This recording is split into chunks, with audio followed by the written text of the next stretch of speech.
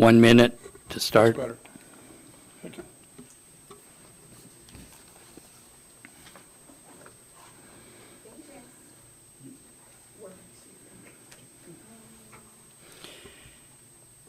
Oh, we're starting late today. We'll go ahead and call to order the Kodiak Island Borough Assembly regular meeting of Thursday, June 15, 2023 at 6:30 p.m. in the Assembly Chambers. Invocation is Major Dave Davis of the Salvation Army. Thank you, Mayor Arndt. Well, the spring rains were late, so they brought extra. Join me, please. Gracious Heavenly Father, we just bow our hearts and minds before you. We give you the praise and glory. We thank you for the privilege of freedom to gather here this evening. Father, we ask a fresh anointing upon each of our assembly members, our staff. Father, we lift up their work as they continue to work with old business and new business for their well-being throughout the Kodiak Island Borough. Thank you, Father, for your blessing upon our people and upon this day and the days ahead. We pray these things in the sacred name of Christ our Lord. Amen. I pledge allegiance to the flag of the United States of America and to the republic for which it stands, one nation, under God, indivisible, with liberty and justice for all.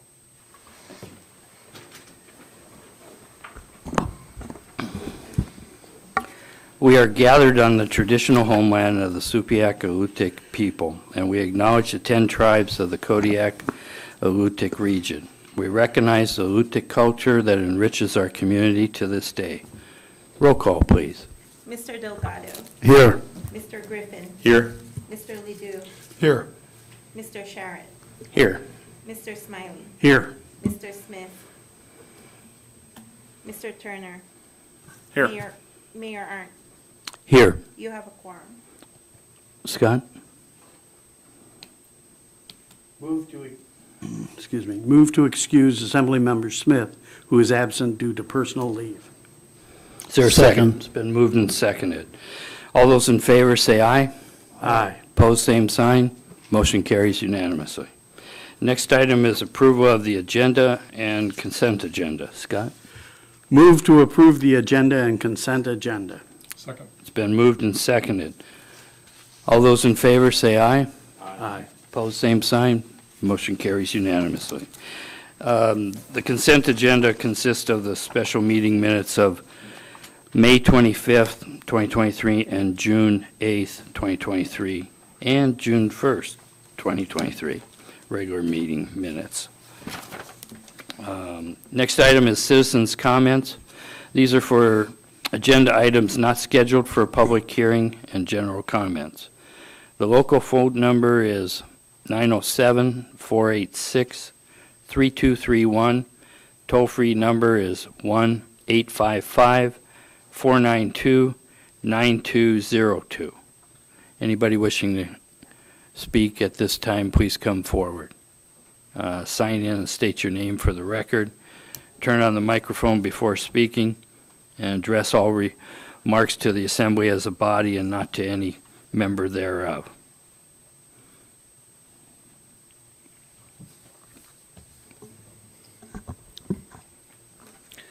Good evening, Assembly members and staff. My name is Carl Hertz. I'm the administrator at Providence Kodiak Island Medical Center. In a prior meeting, I have shared my concerns regarding the aging plant infrastructure of the Kodiak Island Medical Center and the urgency to correct regulatory sightings issued during our recent Joint Commission survey. Thank you for your support and willingness to partner with Providence in order to correct the citations within the required time frame.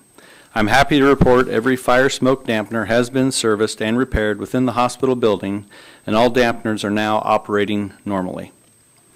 The work your KIB staff and the KIB Healthcare Facilities Board is doing in conjunction with our Providence team has identified future needs and will eventually allow KIB to replace aging equipment before it becomes an issue.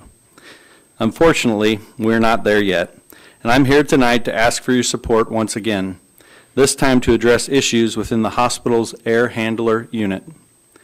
During the recent Joint Commission survey, required air pressures were not met in parts of the second floor. We recognized correcting this issue will take more than the allowed 60 days and have applied for a 12-month time-limited waiver. I did not discuss the air handler issue during my last request because we plan to submit for the time-limited waiver to allow the KIB Healthcare Facilities Board the time needed to advise this body on a plan forward. However, after several modifications to our waiver application, the Joint Commission has now requested proof of funding and approval for contractors to provide pre-designed services and to develop the final scope, schedule, and budget requirements to rebuild the air handler units. I'm asking the Assembly to pass the funding request listed on your agenda tonight. Thanks again for creating the KIB Healthcare Facilities Advisory Board and for your vision of improving our hospital for Kodiak. I appreciate all the hard work Amy, Dave, and their teams have put towards improving our community's hospital. Thank you for your consideration and for your service to our community. Thank you. Anybody else wishing to come forward, please do at this time. Also, any calls? No calls at this time.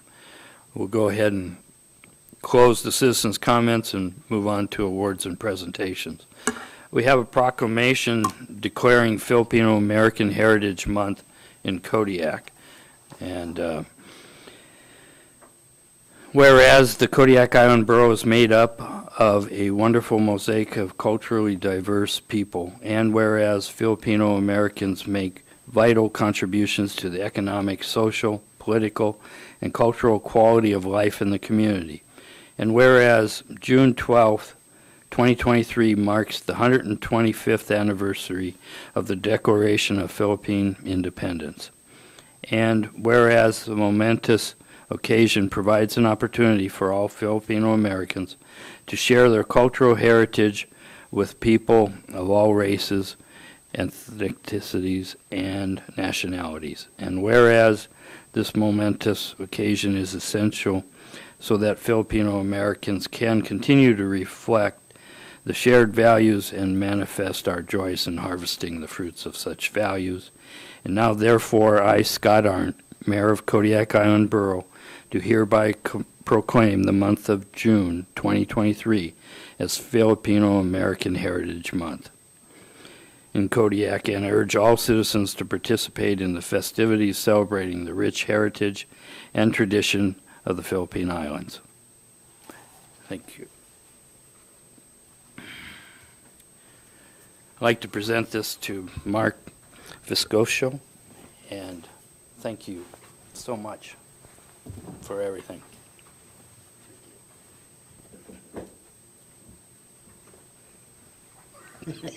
Might as well get them all.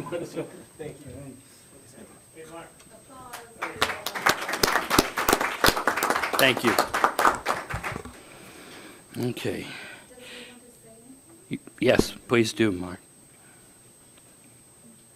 Thank you.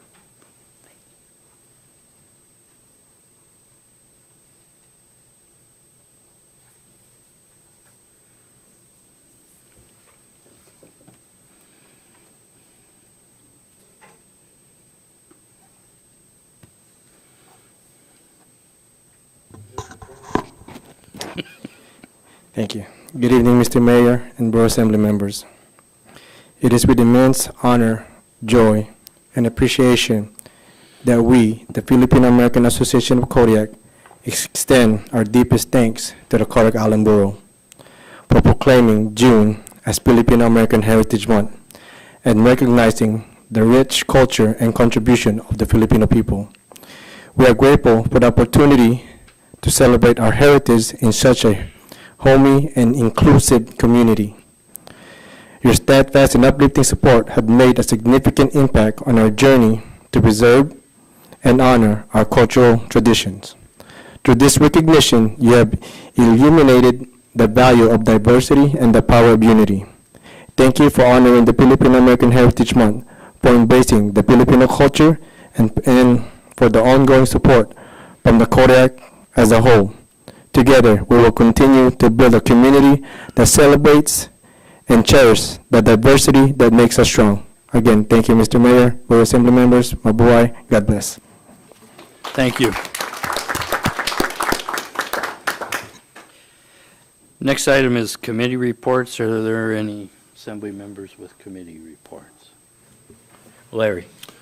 I had the opportunity to attend the College Advisory Board, and it was very interesting. I know that Assemblymember Turner has been a member of that group and is the chair of the group, but a couple of things. They have what I consider a dramatic enrollment increase over the following year, which I think is really great for our community and healthy for the college. And they spent some time talking about the relationship with the high school that provides co-credit, vocational certifications, and it just seems to be growing. And I think Dr. Griffith has been a really big part of building that relationship, although he'd skipped this meeting at that time. But I think the relationship between our college and our community is growing and very viable. And so I enjoyed being there, and I'm glad that I was appointed to be there. It was my first meeting, and I'm looking forward to other meetings too.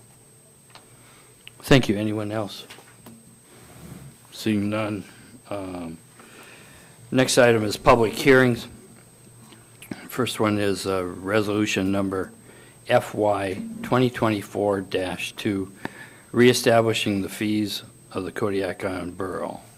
Scott, motion, please. Move to adopt resolution number FY 2024-02C, version 2. Second. It's been moved and seconded.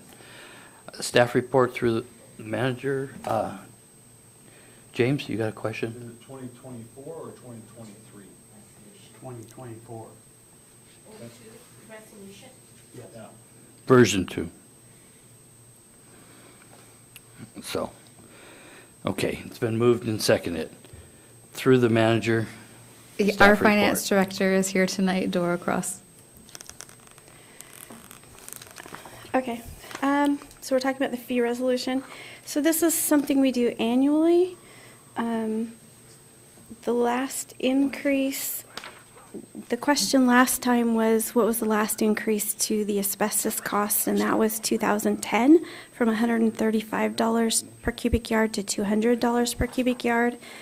The only other changes to the fee schedule staff, meaning my department, had to the schedule was to add a cost for ACH returns and a fee for opening up the KFRC Center for events. So it's a popular place for weddings, receptions, and meetings and such. And to keep that going, a flat fee would allow us to open that up and have staff over there on an appointment basis rather than the full-time staff we used to have over there, which we no longer do. The other change was to remove the tobacco starting and ending dates, since that's not applicable to the fee schedule any longer. Any questions? Okay. At this point, we'll go ahead and open up the public hearing, see if anybody would like to come forward or call in. Once again, the call-in numbers are 907-486-3231, and the toll-free number is 1-855-492-9202. Anybody wishing to come forward? We'll wait just a minute and see if anybody calls in.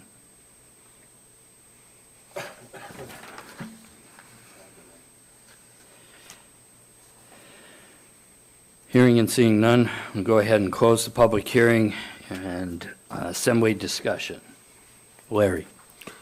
I'd like to move to increase the amount of residential waste from 250 pounds back to 500 pounds. It's been moved to raise the limits from 260 pounds to 500 pounds. Is there a second? I second that. Been moved and seconded. Discussion. Larry? I think that one of the things that we want to encourage people to do is to move construction waste and other waste directly to the landfill instead of filling up our dumpsters with lumber and other supplies to avoid paying extra fees. 250 pounds is not a lot. And so what people do in order to avoid having to pay above that, they throw it in the dumpster or they throw it outside. And for many years, it was 500. I think it worked. And I think 250 will save time and be supportive of our community. Thank you. Any further discussion? Ryan? I appreciate Mr. Ledoux bringing this up. I also agree with his sentiment. The only addition that I would encourage the community to do would be segregation of waste in that 500 pounds, focusing on recycling efforts, specifically white goods and e-waste. So that's about. That is one of the things at the landfill that, they take a look at each load and then tell people where they need to go. Roger. With different things. Realizing the recycle center isn't there at the landfill, but they encourage it. Amy? Thank you, Mr. Mayor. I'd like to invite Dave Conrad up to talk about this, if I may. The concern we see when we're driving around and picking up those large items outside of the dumpster is it's not a weight issue problem out at the landfill. It's getting people to go to the landfill at all. And so I think my concern, and hopefully Dave can elaborate on this with his much more experience than I have, if we start allowing copious amounts of free garbage, that's going to make an overall rate increase for our payers. And again, I said the same thing last week. We just took out another $4.7 million loan to pay for that landfill. So as we're etching away at the fees and the money that goes in, we're just creating a bigger and bigger problem for ourselves. So I'd like Dave to talk about it if you're willing to, Dave. I can talk about it for quite some time, but I will not. I believe that this is not a wise thing to do. I can see perhaps increasing it somewhat to see what impact that has. I think that you have a lot of bills coming up. We have a new baler building. No, it's not. The outside is new. The roof is new. We need to redo the floor. We need to redo the baler, which is almost 30 years old. That is a one custom item, and we don't know exactly what's that going to cost. We're going to be replacing a trackhoe this year. We need to replace 2 dump trucks. We have machinery that needs to be replaced. And you're raising this limit, and you're taking income away from a enterprise fund. So consequently, I, as a ratepayer who haul my own trash in Bell's Flats, I shouldn't have to be worrying about subsidizing someone taking 500 pounds of free trash. Let's maybe compromise a little bit and go 320. Please make sure it's a increment of 20 pounds, whatever you raise, because that's what the scale weighs. Oh, by the way, we need to buy a new scale, because chances are that this scale isn't going to last 10 years. I took Amy and Dora on a tour the other day to show them the progress we're making. And Amy made a comment that, I'm going to get a T-shirt like this. She said every time that she and I has a conversation about the landfill, she has this picture that there's 2 little cartoon dollar bills come up over my head. Because it's an expensive operation. We also are going to need to start considering the design and the consideration for the installation of future cell 2. Because we're about ready to go into the bottom of cell 1. Maybe not this assembly, but a previous assembly made a decision that this landfill is going to last us 30 years. Let's, if we're going to go to 500 pounds free, you're going to reduce the amount of dollars coming in, and you're going to reduce the volume that you can put in this landfill. Thank you. Joe? As a person that lives next to a dumpster, I don't see this as a poundage problem either. I just see it as a convenience for some of the people that are around, and sometimes not even near, that don't even live near the dumpster that I live up above. We find chairs and plastic containers and all sorts of those types of things, and none of the stuff that I ever saw in there added up to 150 pounds. So while I do think that it would be good for the citizens to raise that poundage maybe, like these others have said, I don't know that it helps us in any way. So I think I would be against raising it. just because I see what people put in those dumpsters on a daily basis. Thank you. Further discussion. I'll add a few things. For many years, we were at 500 pounds, for much longer than what we've been at, 250, 260. It was previous engineering and facilities director decided that in that 500 pounds, you could not bring any metal out because that was costing the landfill over $67,000 a year. There was when the metal was eliminated, there was not a $67,000 increase in revenue from metal. I feel it needs to be more than 260. It was cut from 500 pounds to 250, and then we went to 260, as Dave said, for the even increments.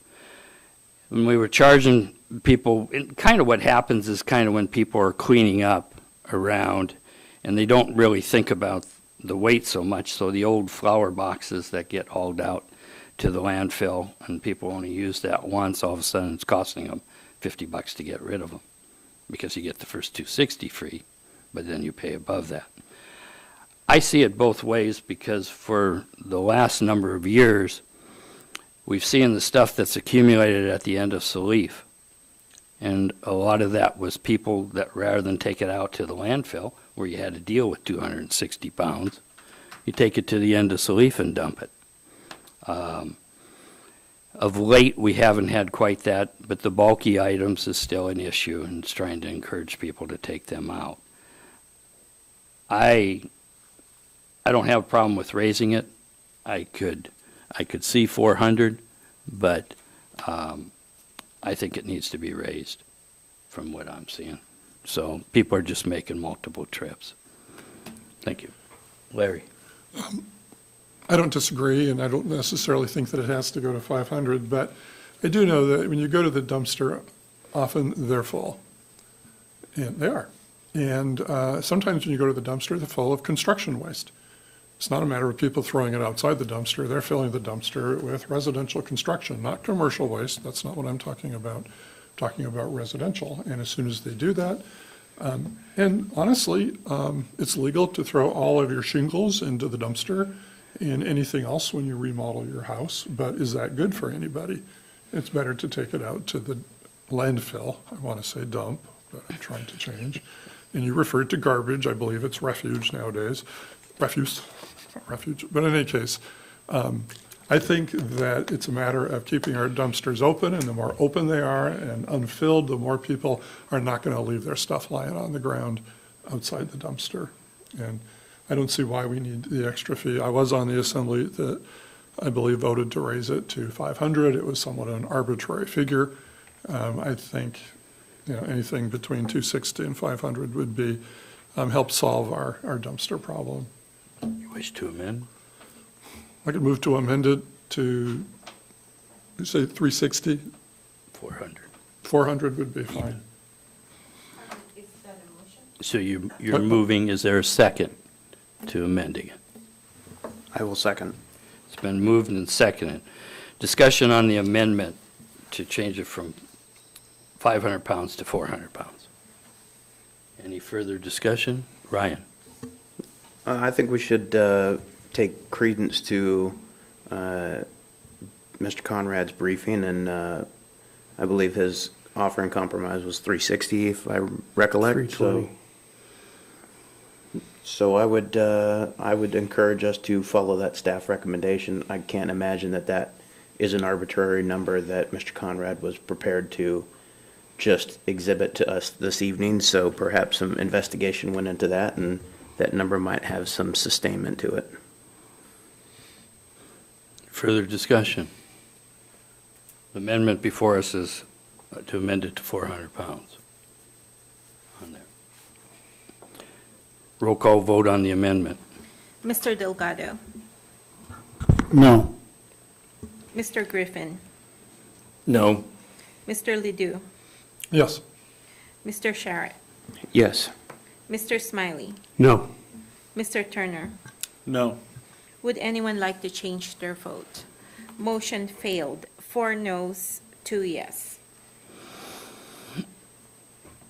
Okay, so the main motion to change it to 500 pounds 500.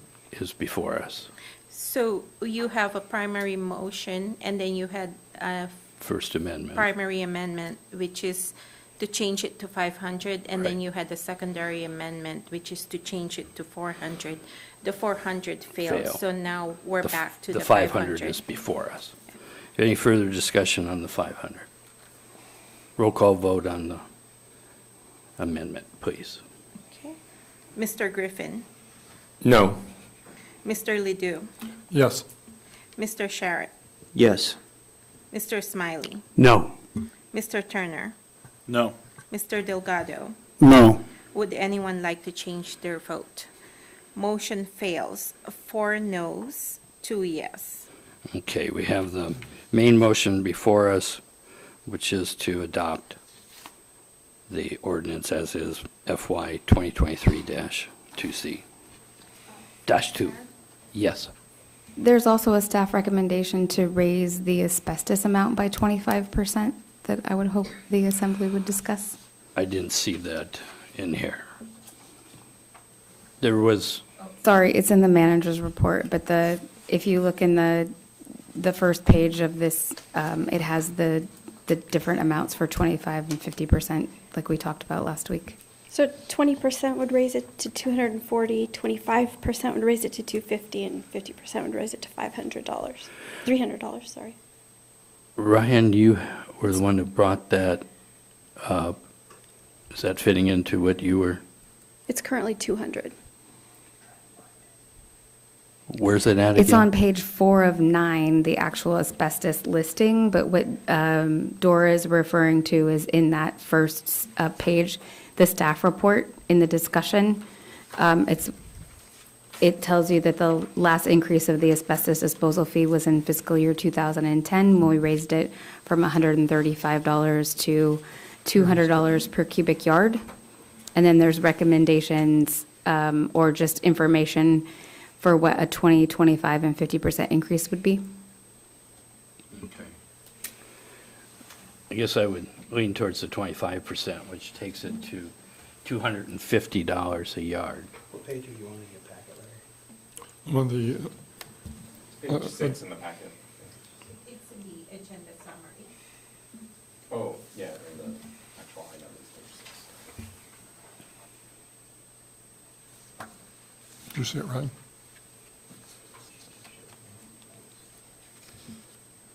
Sorry, still navigating, learning to navigate. Thank you, Amy.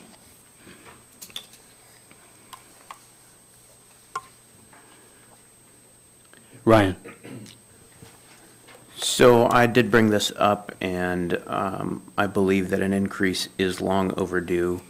I'd like to make a motion to adopt staff recommendations on the asbestos increased as presented. Okay, there's 3 options, 20%, 25, and 50. I believe the borough manager indicated that staff's recommendation was 25%. Okay. That's your motion. Second. Been moved and seconded. Further discussion. Larry? Why are we recommending this increase? I'm going to, Ryan had brought it up before. Ryan, go ahead and continue. This increase only scratches the surface of market value of asbestos disposal across the United States. Kodiak is one of the lower disposal costs. As the primary consumer of this myself, I feel like I've got the most skin in the game, and from transparency, Kodiak is a very cheap place to get rid of asbestos, so. Thank you. Dave? Well, first off, I'm going to thank Mr. Sharrett for his honesty. 325 all the way up to 500 throughout the state, depending where it is. We are indeed anticipating an increase with some of the work that is going to be coming up. We did enlarge and fortify here a year or two ago. But if we go in increments, it's fair to the contractors. And as we see things increase, if it is necessary and we're handling more, then we can adjust our price again instead of going some major jump. Let's try to be fair to the businesses that are technically the ones that are paying this fee. They do pass it through to their customers. It's as simple as that. Larry? Just so I understand, is this for commercial waste, industrial waste, or are we talking about homeowners that have asbestos insulation and need to refurbish their house? Technically, you as a homeowner are not allowed to dispose of asbestos in a certified landfill. You can remove all the asbestos you want, but you need to have someone with a certification that can ensure that it's packaged properly and pay them to bring it to a landfill. Those are the EPA rules, not the borough rules. So, I have All a commercial. problem, that's what I'm trying to figure out. I have a problem with raising residential waste without a discussion of, if this is commercial, that's one thing. If this is homeowners having increased fees, I have a problem with that, and that's what I'm trying to figure out, is who's going to This is end up paying commercial. this? Okay, thank you. Any further discussion? It's been moved and seconded to amend the asbestos with a 25% increase, which takes it up to $250 on there. Roll call vote on the amendment, please. Mr. Ledoux? Yes. Mr. Sharrett? Yes. Mr. Smiley? Yes. Mr. Turner? Yes. Mr. Delgado? Yes. Mr. Griffin? Yes. Would anyone like to change their vote?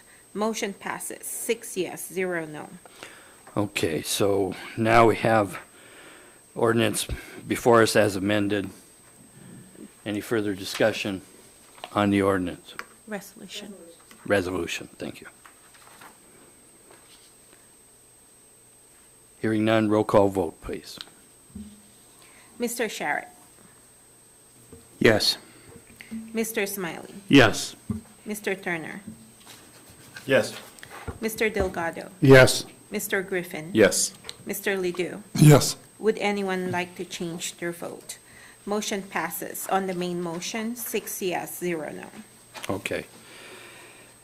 Next item we have is the ordinance number FY 2023-2C, an ordinance of the Assembly of the Kodiak Island Borough amending ordinance FY 2023-2, fiscal year 2023 budget by amending budgets to account for various revenues that are over budget, providing for additional expenditures, and moving funds between projects. Amy? Thank you, Mr. Mayor. Again, as our finance director, Dora is here tonight to explain this. Oops. Excuse me just a second. Move to adopt ordinance number FY 2023-02C. Is there a second? It's been moved and seconded. Okay, staff report. Dora? Evening. This is the fourth time you'll see this. This is the fourth quarter and final 2023 budget adjustment ordinance. The projects on here, the first one was request from staff to transfer $240,000 from the general fund to the Kodiak High School repair project. The Assembly wanted to change that to the renewal and replacement fund, so there's that change. The second item, staff wanted to transfer $15,000 from building and grounds fund to the high school pool evaluation project.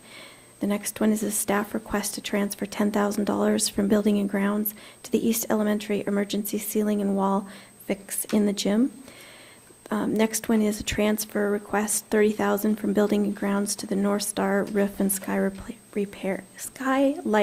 repair project. Next one is a $100,000 transfer request from fire protection area number 1 to the Bayside Classroom Addition project. And the final one is a transfer back to the hospital fund from the Kodiak, the hospital retaining wall project of $251,362. Thank you. Any questions of staff? Seeing none, we'll go ahead and open the public hearing. And once again, the phone numbers are local number 907-486-3231, and the toll-free number is 1-855-492-9202. Please sign in and state your name for the record, turn on the microphone before speaking, and address your remarks to the assembly as a body. Got too many clothes on.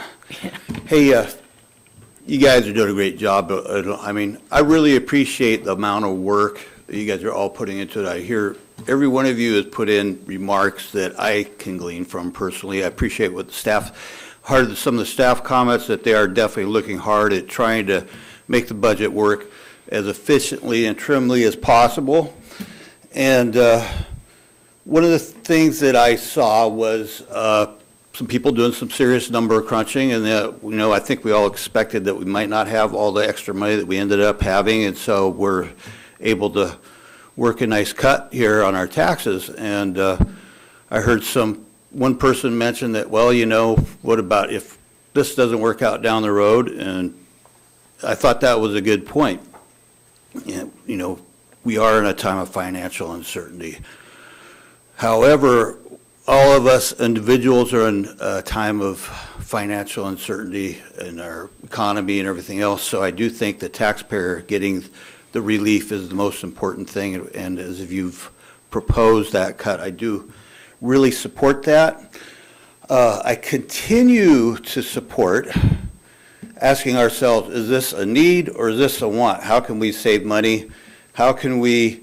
Do we really need things, or are they luxuries? And I think a lot of people are really looking at it that way. I'm not meaning this as a criticism, just a little reminder. I've been really pleased to hear different people mentioning possibilities of raising more revenue or saving money, perhaps selling land. That would be very helpful in a lot of ways, not only possibly raising revenue, but also helping our local economy, helping our local taxpayers. I heard a possibility of, unfortunately, we are running lower in students, which may not be such a good thing for the town, but as the case of consolidating our schools, regulation changes possibly. I heard a staff comment today that brought up something that I know I brought up before, and recycling. And the best way to recycle is to allow people to salvage that dump. You could have so much taken out of that dump. And I know one of our staff people mentioned that according to his thinking, that an information that they required somebody to be present with whoever was doing that. And I just have a hard time believing that that is really the case. Not that he would lie or anybody would lie or misrepresent, or maybe even they still know better. I'm not saying that, but maybe we could look into a possible way of seeing there's a loophole or a gray area there, because that, as they themselves mentioned tonight, that would be a big extra waste, is a big extra cost. And my time is up. Thank you so much. I appreciate your work. Thank you, Court. Anyone else wishing to come forward or call in, please do so at this time. Hearing and seeing none, I'm going to close the public hearing. Assembly discussion. Any discussion? Roll call vote, please. Mr. Smiley. Yes. Mr. Turner. Yes. Mr. Delgado. Yes. Mr. Griffin. Yes. Mr. Ledoux. Yes. Mr. Sharon. Yes. Would anyone like to change their vote? Motion passes 6 yes, 0 no. Thank you. Borough Manager's Report. Amy. Thank you, Mr. Mayor. On Monday, the KIB bargaining team met with the IABW representative and their bargaining team about the union negotiations that failed when they got together. We'll talk about the details of that in executive session tonight.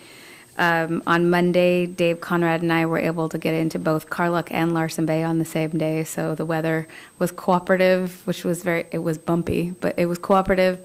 Got to visit both of those schools and tour those communities, and I had never been to either one of those, so got to meet with some people that we knew and didn't know.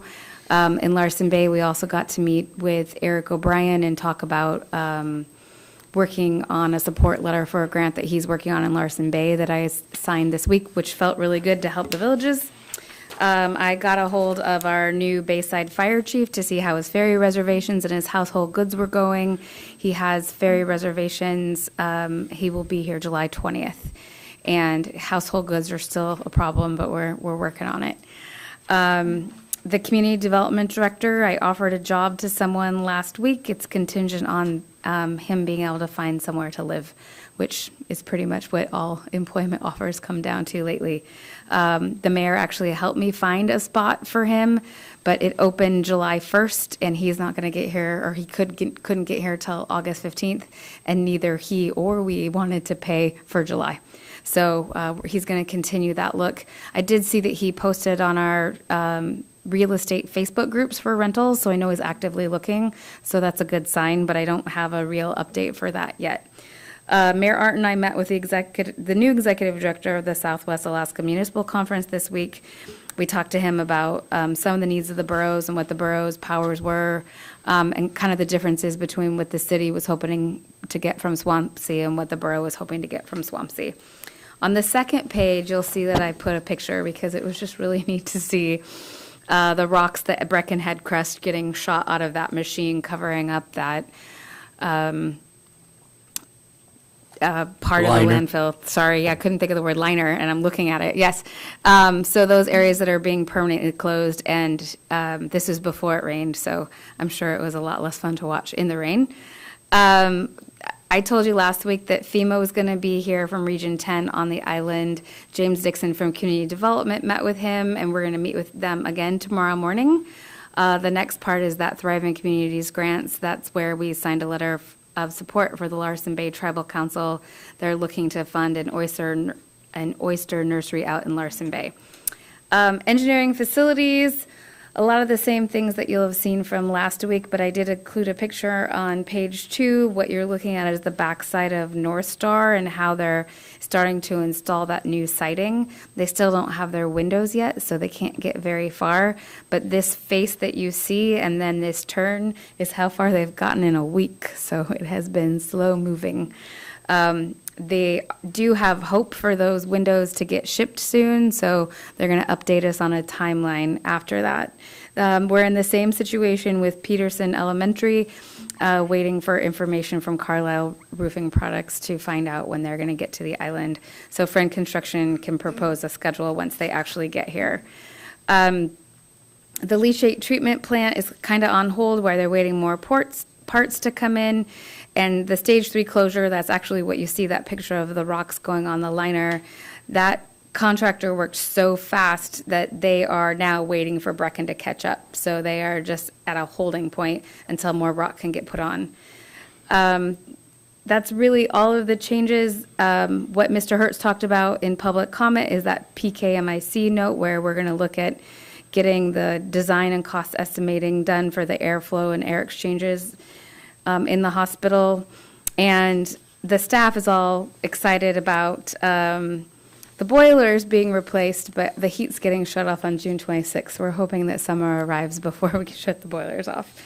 There are a lot of other comments from other departments, but one thing I did want to point out is that today, like in the global perspective, there was a cyber attack on government agencies today where people went in through a hack through a program called Move It and was able to extract a lot of information. The Kodiak Island Borough does not use that program, nor was it embedded in any of our other software, so we were safe from that today. So that's great news. And then the last thing I wanted to tell you about is the Living with Bears Around Kodiak Public Forum. So the last page on your report, it's happening Saturday, June 17th out at Bayside from 5:30 to 7:30.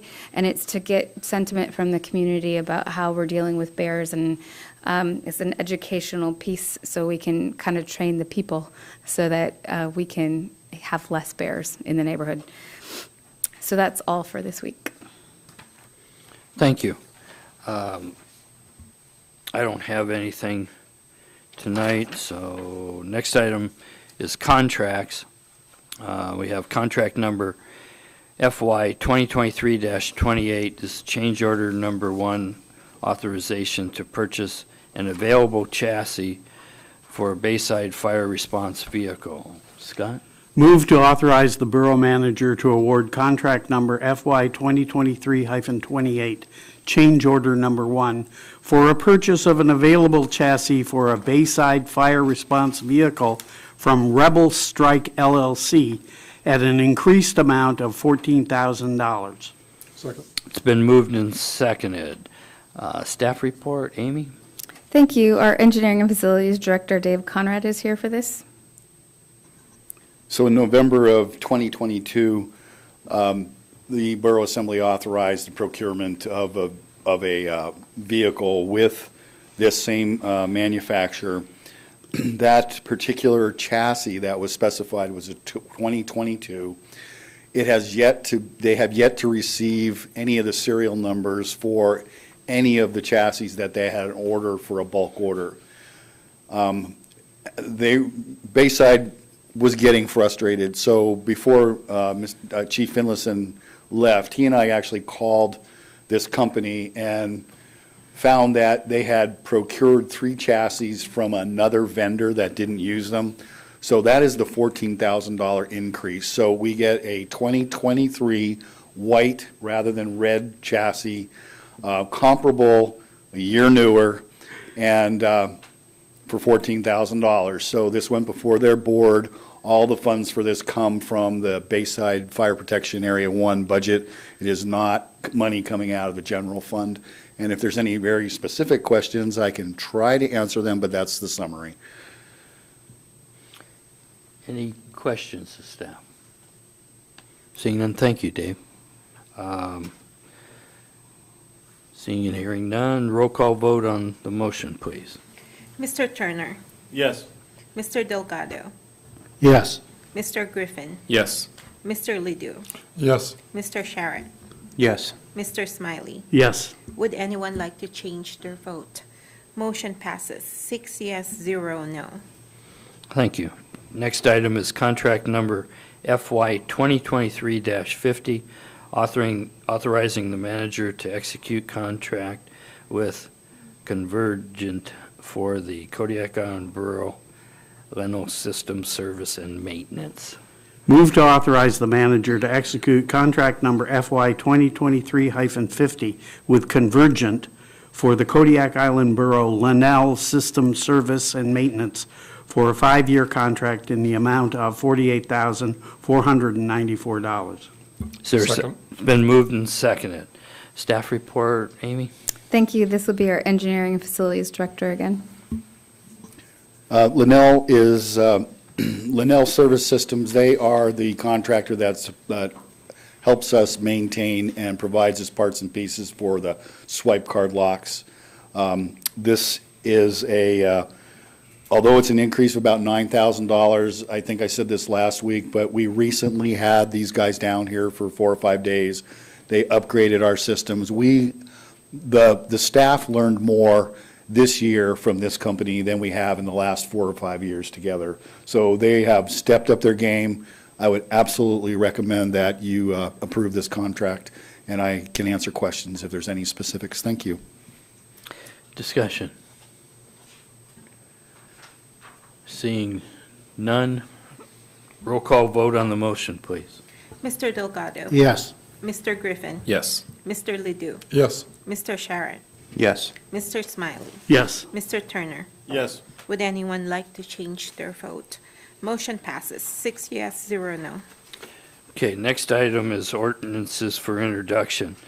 This is an ordinance number FY 2024-3, rezoning Lot 26A, U.S. Survey 3098 from R1 Single Family Residential District to B Business District.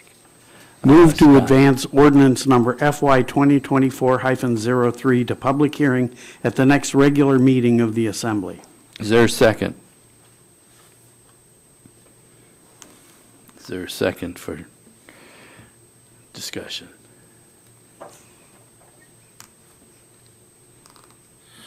Well, that's one way. Can you reread the motion for me, please? Move to advance ordinance number FY 2024-03 to public hearing at the next regular meeting of the Assembly. Okay. I would kind of suggest that we have a second. And Second? Thank you. It's been moved and seconded. With that, staff report, Amy? Thank you. Seema's here tonight for the staff report. Before you is a request to consider a rezone at 110 Bancroft after the Planning and Zoning Commission voted to deny, recommending this be brought forward to the Assembly at their April 19th, 2023 regular meeting. The applicant has brought forward a request for rezone 3 times, once in 2017, again in 2019, and lately in April of 2023. All 3 times, the rezone has been denied either by the Assembly or by the P&Z Commission. The property is currently not in zoning compliance and is being used for outdoor storage, which is not a compliant use in the R1 zone district. If the Assembly would note that both the comprehensive plan and the Mill Bay Road corridor study show that this lot, along with other properties in the subdivision, the area should remain R1 residential and not be rezoned to be business. The prime residential property is located in the city limits, and we're all aware of the need for residential properties in Kodiak.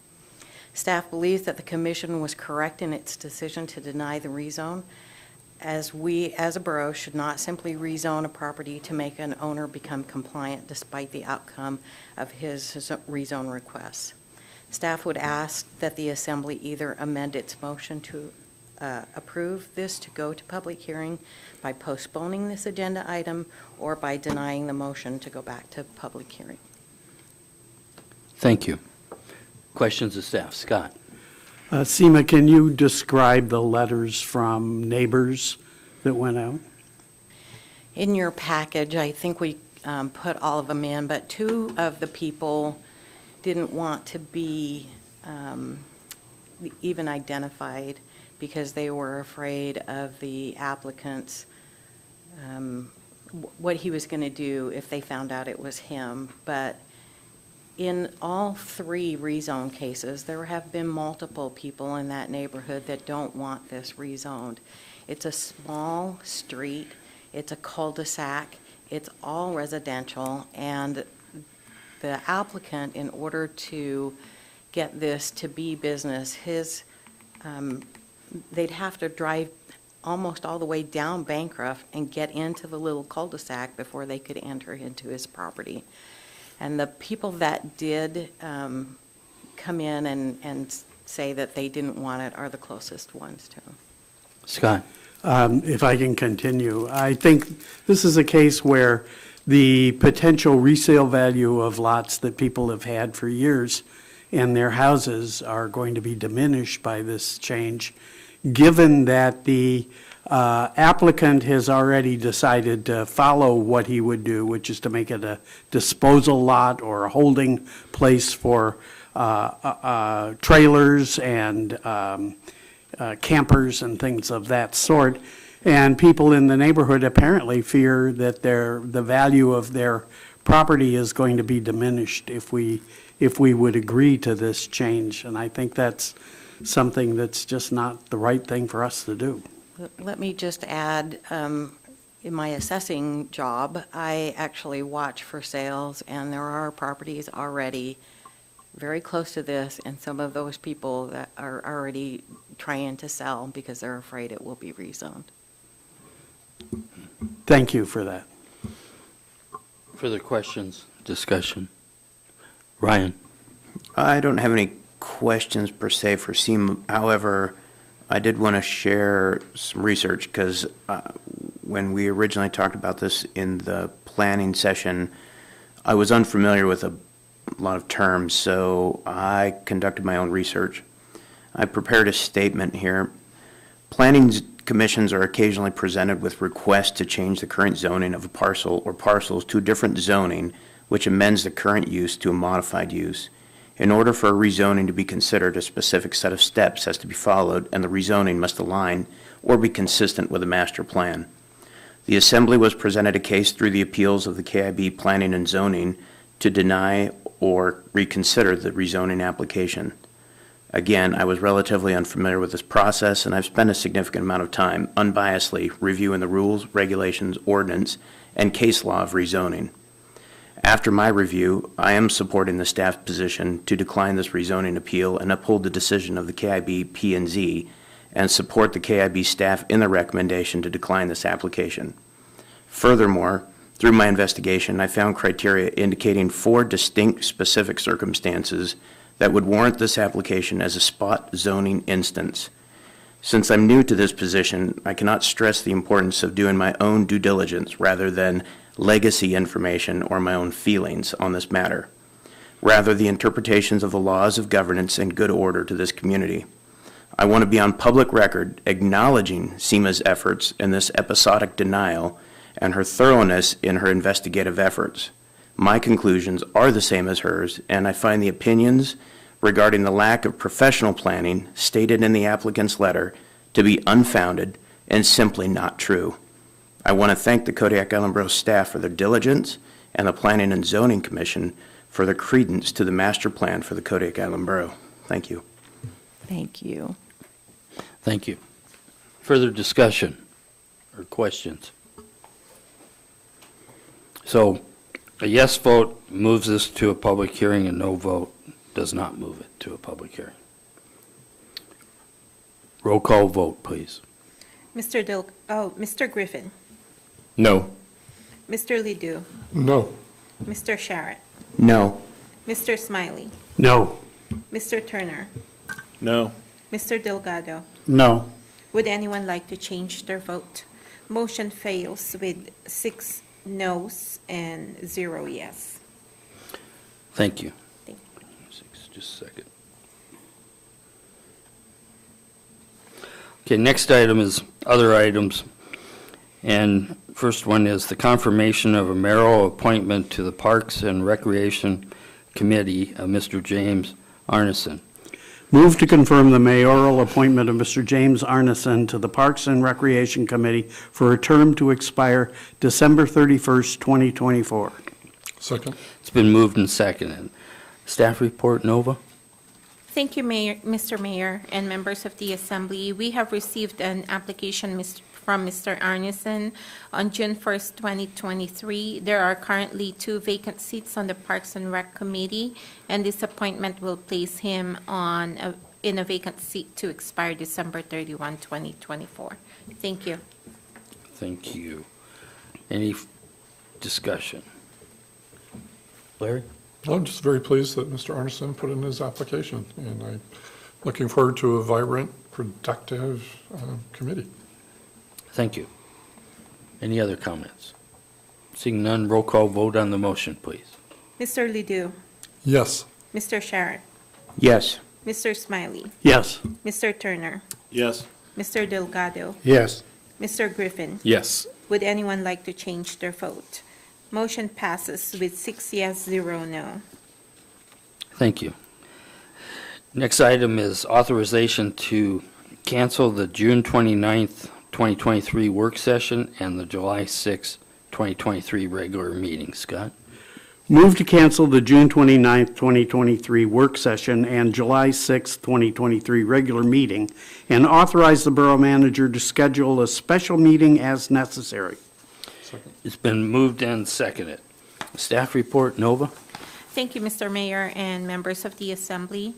The Assembly adopted Resolution Number FY 2023-16 on November 3, 2022, approving the Assembly meeting calendar for the year 2023. Section 2 of that resolution allows the Assembly to cancel meetings by motion. Thank you. Thank you. Discussion? James? So, when we originally talked about the calendar, I said that we should cancel these 2 meetings because we've done that almost every year that I've been on the Assembly. And everybody voted to keep them on the calendar, and now we're talking about them again. I think that we need to keep them on the calendar since the Assembly chose to do that when we did the calendar. Thank you, Mr. Turner. Further discussion? Well, Larry? I'm convinced that we need to listen to Mr. Turner more in the future. Thank you, Larry. Any other discussion? Ryan? For the record, I wasn't here and didn't vote on that. That is true. Chicken. Anyone else wish to speak? Roll call vote on the Mr. motion. Sharrett? Yes. Mr. Smiley? Yes. Mr. Turner? No. Mr. Delgado? No. Mr. Griffin? Yes. Mr. Ledoux? Yes. Would anyone like to change their vote? Motion passes, 4 yes, 2 noes. Thank you. Next item is mayoral appointment of assembly member representatives to the Health Facility Advisory Board and Architectural and Engineering Review Board. Scott? Move to appoint Assemblymember James Turner to the Health Facilities Advisory Board and Assemblymember Ryan Sharrett to the Architectural and Engineering Review Board. Is there a second? Second. It's been moved and seconded. Staff report, Nova? Thank you, Mr. Mayor and members of the Assembly. Mayor Arndt, as an Assembly member, held seats on the Health Facilities Advisory Board and Engineering Review Board. With his recent appointment as the mayor, he would like to appoint Assemblymember Turner and Sharrett as his replacement to these boards. These appointments are made in accordance to Resolution Number FY 2023-20, which requires Assembly members to sit on the HFAB and KIBC 2.125 5.030, which requires Assembly members to sit on the ARB board. Thank you. Thank you. Assembly discussion. James? Since my name is in this, I don't believe that I should be voting for myself, but I'm happy to sit on the board. You can vote for yourself. You're also going to vote for Sharrett. Well, that part I would do, but it's combined. Yeah. So it's not a problem. It's just these appointments to the different boards are ratified usually in December or January. And we all vote on all of the names that come forward, and assembly members are on different committees. Otherwise, nobody would vote. So you get to vote. Thank you, sir. Thank you. That's my ruling. Any further discussion? Roll call vote on the motion, please. Mr. Smiley? Yes. Mr. Turner? Yes. Mr. Delgado? Yes. Mr. Griffin? Yes. Mr. Ledoux? Yes. Mr. Sharrett?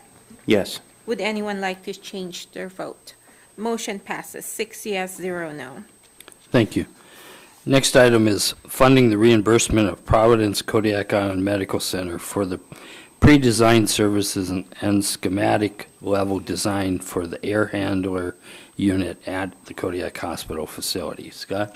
Move to authorize the manager to fund and reimburse Providence Kodiak Island Medical Center for the pre-designed services and schematic level design of the air handler unit at the hospital facility. It's been moved and seconded. Staff report, Amy? Yes, this will be Dave again. Thank you. This is a request to fund not to exceed $25,000. This is pre-designed services, which should take the design to approximately 35%, but will also allow a better estimate, cost estimating on this particular component. The manager and I met with Mr. Dale Ron of Providence this morning. This will be the first step in a multiple replacement sequence that is necessary for the HVAC, the support of steam generation, the circulation of air and air changes within. So this is the first that you'll see of many additional requests for funding of various components. Scott? Do you have a guess at about what kind of ballpark we're talking about for the whole fix? I think you're talking about a couple of ballparks, actually. I could see this well going over, or, yeah, probably.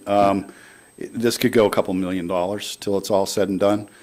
We also had, during this conversation, we also discussed what is the possibility of making sure that as we have a discussion about the facility altogether, that any of the components that we're looking at will be able to be added to, that they won't be standalone. So you're going to hear about a chiller. Well, instead of buying a chiller that's not expandable, we need to look at what items can be purchased that can be added onto to either upsize or downsize as necessary for the requirements. Thank you. Ryan.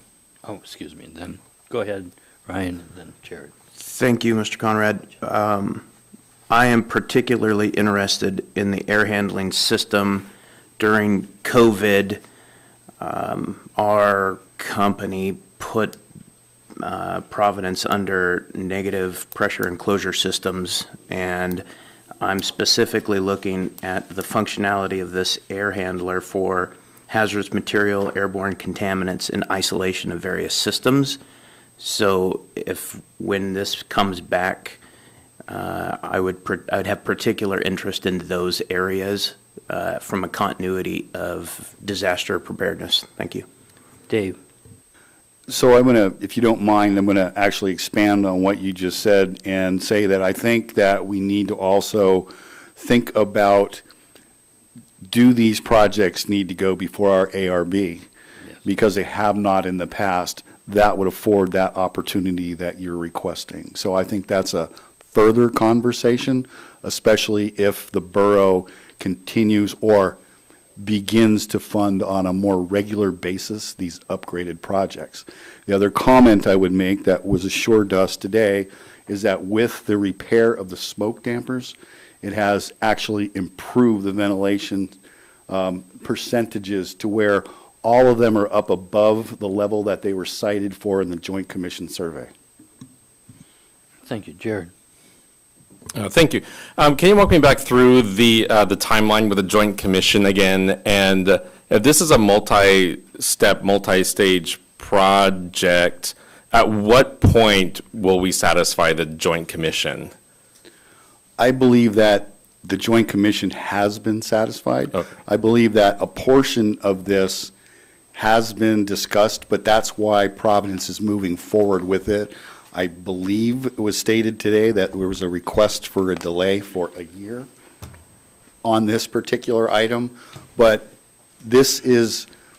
although it's been cited, all of the other violations that were, let's use the word potentially jeopardizing operations, have been resolved. So there's a much better chance of getting this particular delay request.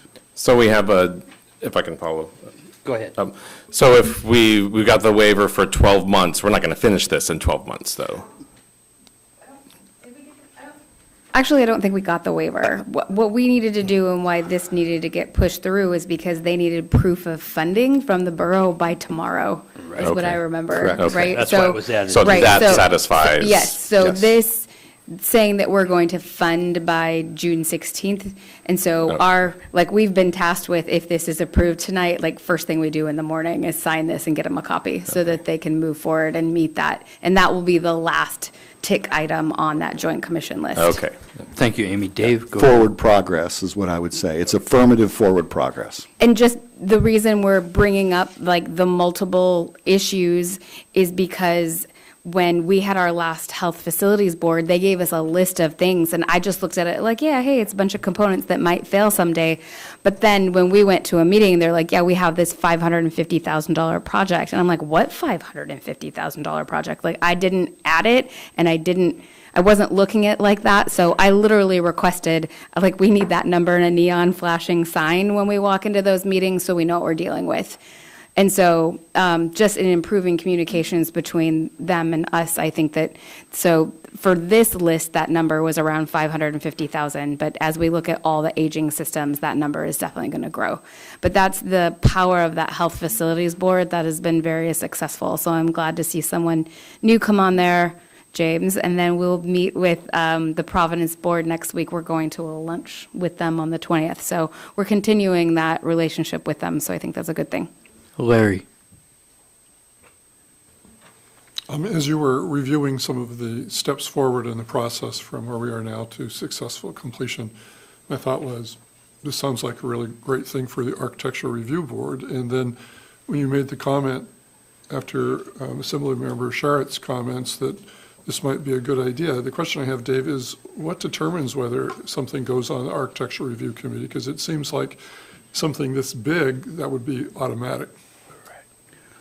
I think we need to, well, number one, I don't exactly have your answer. I would have to look at what the code says. But effectively, my understanding is that if there's a significant improvement project proposed, that once it gets to a certain design level, then it goes to the Architectural Review Board. The biggest thing that I would say is that we have to make sure that when we call for a review, we need to make sure that we do it promptly so that we do not jeopardize or delay any projects. But it's been quite some time since we've had an ARB meeting because smaller projects don't require it, larger projects do. I hope I answered you. You did. Thank you. Any further discussion or Ryan has questions? his hand up, I think. No, he was just, Waving. it'll be a future meeting that he'll be attending since he's now appointed to the Architecture Review Board.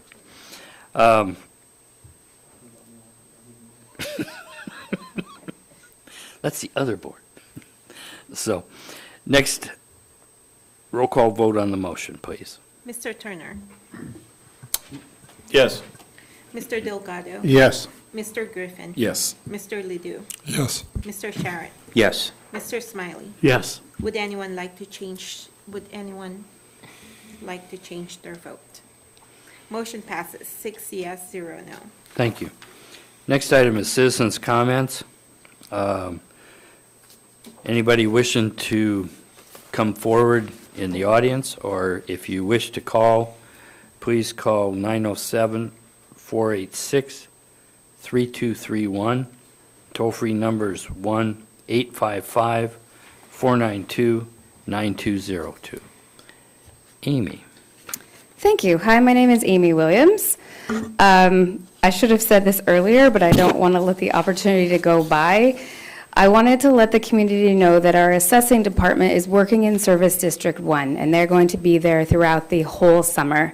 So you are going to see people going through different days, through different neighborhoods. Service District 1 is a large district, so it's going to take some time. Please keep an eye out for them. They are just doing their job. I've seen a lot of comments on social media and stuff about angry interactions with our people working for assessing, and it's unfair to them because they're out there just doing their job. And yes, it really has been 3 years since they've been through Service District 1. I've gotten that question several times, like, weren't they just here? I assure you it has been 3 years. So just keep an eye out for them, say hi, offer them a Coke or something. They could use some kindness. Thanks. Thank you, Amy. Anybody else wishing to come forward or call in, please do so at this time. Hearing and seeing none and no phone calls, we'll go ahead and move on to Assembly member comments. I don't remember where it started last time. James? No comment. Joe? I'd just like to say it's good to see that we're getting more people appointed to these boards and commissions. I think it's important, and it's a good stepping stone to end up here. It's also my first meeting with the new Assembly member Sharrett here. I always like to thank our staff for getting us prepared for our meetings and that, but I also would like to acknowledge the other Assembly members that I sit with. I've learned a lot from these guys from the day that I started, and it's exciting to see a new Assembly member with new talents that I can learn from, so thank you. Thank you. Jared? Thank you, staff, and Amy, and thank you, Nova. Thank you. Ryan? Thank you, Mr. Mayor. The first comment that I have this evening is I want to thank the members of the Assembly and the staff. The most instrumental thing that happened here this evening was the declaration of June being the Filipino-American Heritage Month. That means a lot to me. We are deeply ingrained with the Filipino-American community, and that has a special place for me. So I wanted to thank everyone involved for that. And the next comment that I'd have is emulating what was already said. Our staff does a tremendous job, and I hope that they don't take offense to my checking. Thanks. Scott? No comment.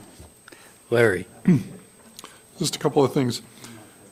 One of the things down the road that, and I don't know what the borough has to do with it, but maybe Parks and Rec, is to consider working with the city who owns the property to put in a boat ramp at the ram site, which will allow people to launch their boats without having to go around Spruce Cape, which is significant. I did a lot of commercial fishing there. Going around that point when I was much, much younger, and it can get pretty nasty. And it would save a lot of time for people out there fishing, and it's just something that maybe we could find grant funds to put in or to work with the city to explore it. I mentioned it to the harbor master yesterday, and he was sort of intrigued with the idea, although these are just an idea that we might want to think about in the future. I think it would be good for fishers and good for our community and maybe a real possibility and promote safety. The other thing is, and I mentioned it before, and we did get an email from the city mayor, but I really appreciate in your report that you were meeting with the city fire chief to talk about emergency services and the borough's role.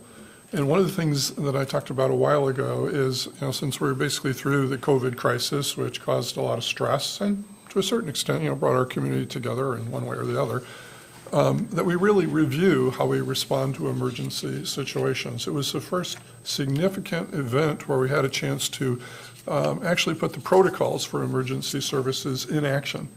And it seems like it would be really good for the borough and the city to do a post-action report. And the suggestion was that the Emergency Services Council do that evaluation. But I suggest, since that organization exists by ordinance at the city and the borough, that we have a joint meeting to talk about that, because the better prepared they are, the better prepared we are. And this is an incredible opportunity to perhaps improve services or evaluate services and make our community a little safer. And so I think that's important. And finally, I'll echo what Assemblymember Sherritt said, is I've learned to really appreciate SEMA's presentations to us. They're accurate, they're full of information, and they really contribute to positive, effective, citizen-based decision-making. So I do appreciate that. And finally, I want to say, Dave, thank you for the attention you're giving to our schools. I see major projects going on this summer that wouldn't happen without your leadership. So I appreciate that. Thank you. The only other comment I would say is everyone, since we won't be speaking to the public at a regular meeting or a work session, happy 4th of July on there coming up. The next Assembly work session is scheduled for Thursday, July 13th, 2023 at 6:30 in the Borough Assembly Chambers. The next regular meeting is scheduled on Thursday, July 20th, 2023 at 6:30 p.m. in the Assembly Chambers. The Borough offices will be closed on Monday, June 19th, in observance of Juneteenth holiday. Next item we have is the executive session. There is a total of 3 different executive sessions. We will be going in and coming out of each one of them separately. The first one is discussion of matters involving negotiations with the IBEW. Scott? Move to convene into executive session to discuss matters involving negotiations with the IBEW under the authority of Kodiak Island Borough Code 2.30.030 F1D for the purpose of confidential communications with and providing direction to the borough's representative regarding negotiations with the IBEW. Second. It's been moved and seconded. Discussion? Roll call vote on the motion, please. Mr. Delgado, Yes. Mr. Griffin, Yes. Mr. Ledoux, Yes. Mr. Sharrett, Yes. Mr. Smiley, Yes. Mr. Turner. Yes. Would anyone like to change their vote? Motion passes 6 yes, 0 no. Thank you. Scott? Move to invite the mayor, Assembly Borough